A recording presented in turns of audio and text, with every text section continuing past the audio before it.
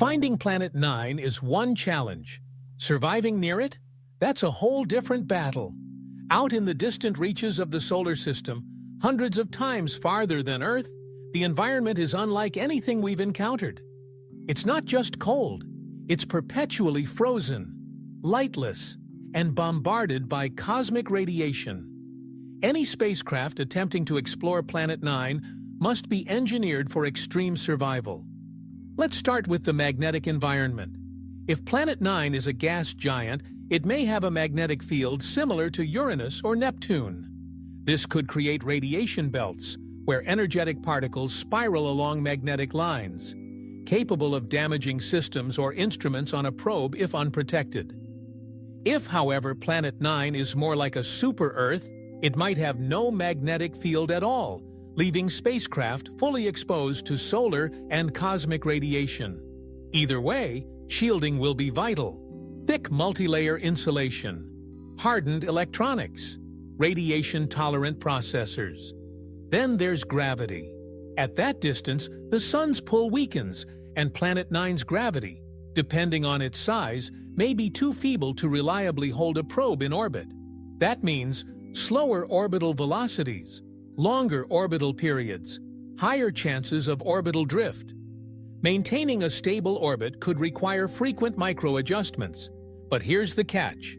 Power is limited. With solar energy practically useless in that dark zone, spacecraft must rely entirely on RTGs, radioisotope thermoelectric generators. And those generate only a trickle of electricity. Every maneuver must be calculated.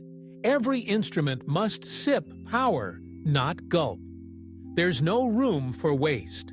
Thermal management is another nightmare.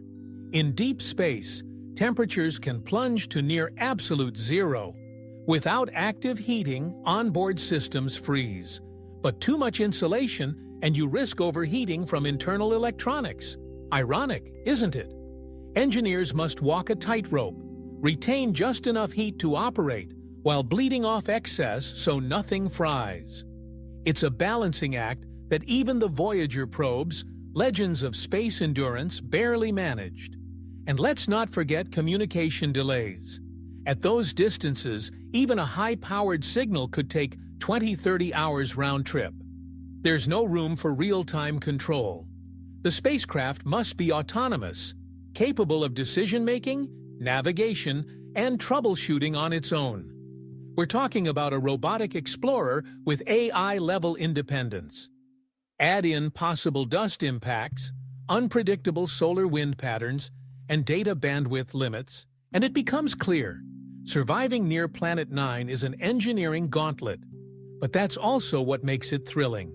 It's the ultimate test bed for autonomous spacecraft, for deep space power systems, for adaptive navigation, for radiation-hardened tech. Master these, and we don't just explore Planet 9. We unlock the rest of the solar system and maybe even pave the way for future interstellar travel. So while the cold and distance are daunting, the mission is far from impossible. After all, we're not just building a probe, we're building a survivor,